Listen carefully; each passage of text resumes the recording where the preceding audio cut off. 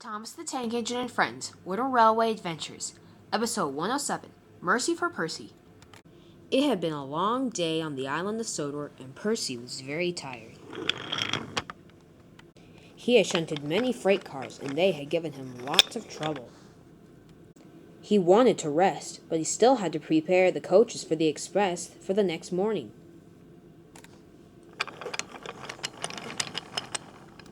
After shunting them to the platform,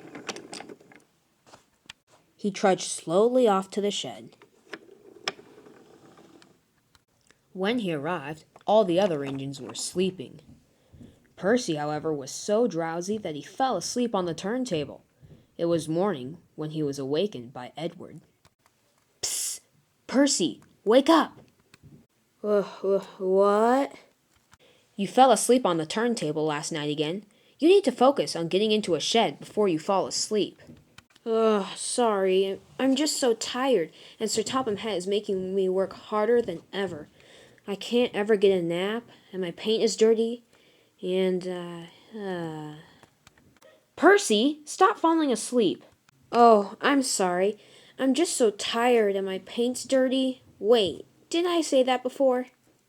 Yes, you did, grumbled James. Your mumbling woke me up. Now go shunt my freight cars. James, there's no need to be mean. Percy, I'll do your work today since you're so tired. Sounds good? What? Oh, sure. Edward kept his promise and went to go shunt James's train.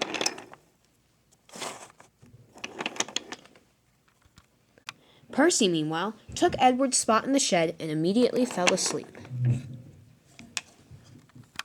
He was so tired that he slept through an entire day and woke up the next morning. This time he had plenty of sleep and was feeling very cheerful when he left the shed. But when he reached the yard, Sir Topham Hatt was waiting for him. "Percy," he said, "it has come to my attention that you need more rest. Instead of working in the day, why don't you go back to sleep and take the night shift tonight and see how it goes? Sound good?" "Yes, sir." Percy went back to the shed and slept. When night arrived, Percy was ready to go to work.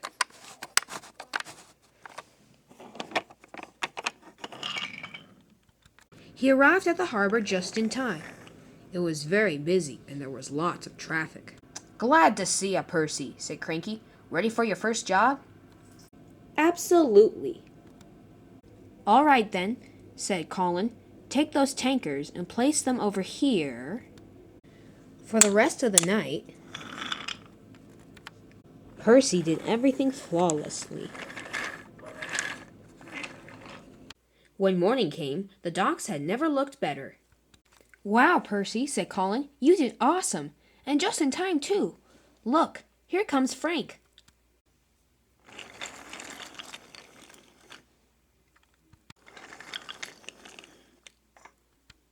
"Goodness me, the docks are so clean.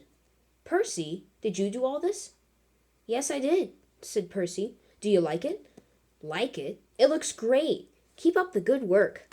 Frank set off with his train, and Percy left the docks after saying goodbye to both of the cranes. When he arrived at the shed, he was so tired that he was asleep before the shed door even closed. When nighttime arrived, Percy set off. This time the harbor was clean. Percy was wondering what he had to do. Then the docks master came up to him. "Percy, please take these coaches to Elsbridge Station," he told him. "They are needed there in the morning for Gordon's express." After Percy left with the coaches, the fog began to set in. Dew began to form on the rails, and soon they became very slick. "Be careful, Percy," warned his driver. "One small mistake and we'll end up in a ditch." Percy knew he had to be careful, but he could do nothing about the slippery rails.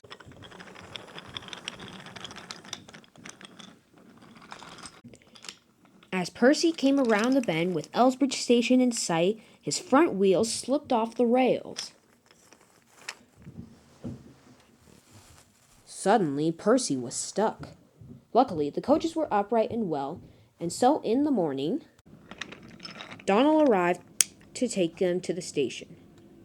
Percy was just fine, but he didn't like sitting in the cold at night. He found it spooky and mysterious. When Sir Topham had arrived to survey the damage, Percy told him he didn't want to work at night anymore.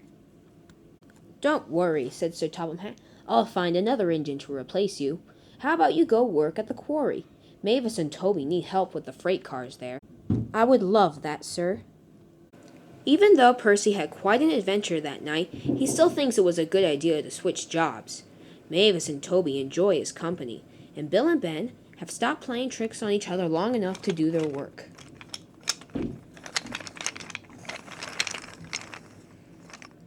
The trucks are still naughty, but they're troublesome trucks, and well, some things never change.